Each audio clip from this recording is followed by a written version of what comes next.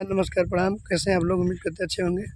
आज है इलेक्शन का लास्ट डेट 11 तारीख। हम लोग वोट मार के आए थे, मियाँ बीवी दोनों आ गए।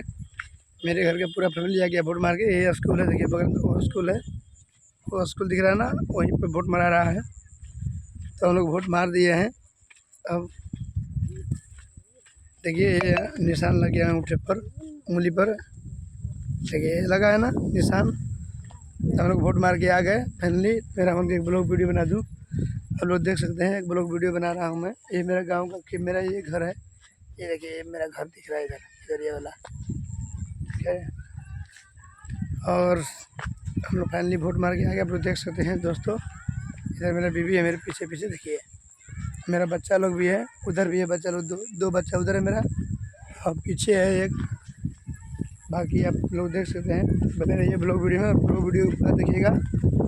ब्लॉग वीडियो बनाने में बहुत ही मेहनत लगता है दोस्तों। आप लोग वीडियो देखिए तो अच्छा से देखिए, स्किप करके मत देखिए, भगा के मत देखिएगा, नहीं कहेंगे।